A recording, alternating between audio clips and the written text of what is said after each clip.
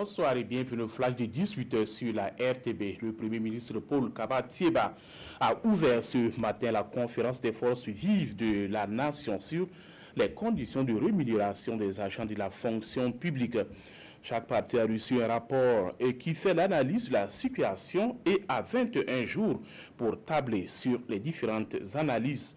L'objectif est de réfléchir et de faire des propositions concrètes pour un système de rémunération accepté de tous à la fonction publique burkinabé. Parti pour étudier dans un foyer coranique au Togo, Lassana Tion-Biano a vu son rêve brisé. En partance pour Dapong, le mineur de 14 ans est tombé dans les mailles des trafiquants qui l'ont amené au Nigeria pour d'autres fins. Fort heureusement, l'enfant a été sauvé grâce à la police nigériane. Lassana Tion-Biano vient d'être rapatrié au pays. Le 25 février dernier, il a été accueilli par les autorités régionales de l'Est avant d'être conduit dans son village natal à Tambiga. Les États-Unis d'Amérique soutiennent le Burkina Faso dans la production du sésame. Le pays de l'oncle Sam vient d'apporter une aide d'environ 13 milliards de francs CFA aux acteurs de la filière dans le cadre du projet Sésame, lancé le 27 février dernier par l'ambassadeur des États-Unis et le ministre de l'Agriculture. Le Burkina occupe le 4e rang à l'échelle mondiale des pays exportateurs du sésame et ce projet va permettre à la filière d'être plus compétitive.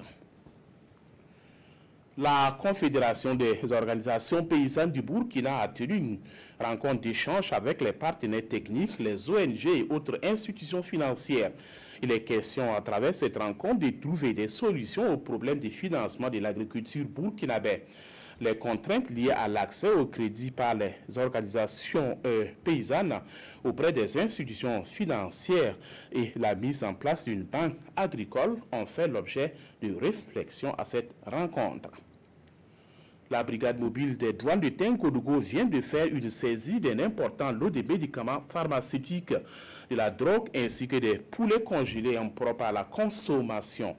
Des produits nuisibles à la santé de l'homme qui, selon le chef de la brigade, sont importés du Togo et du Ghana par des trafiquants. Et pour mieux faire face à ce genre de trafic, la douane demande la collaboration de la population. Le syndicat autonome des agents du ministère des Affaires étrangères était face à la presse ce matin. Selon les leaders de ces syndicats, le ministère fait face à de nombreux dysfonctionnements à l'interne. Les travailleurs dénoncent ce qu'ils appellent une violation flagrante des libertés syndicales et la non-application des accords conclus entre le gouvernement et le syndicat. À travers cette conférence, ils entendent attirer l'attention des responsables de ce département sur ces questions. Et c'est la fin de ce flash. Merci de l'avoir suivi. Passez une excellente soirée en compagnie des programmes de la RTB.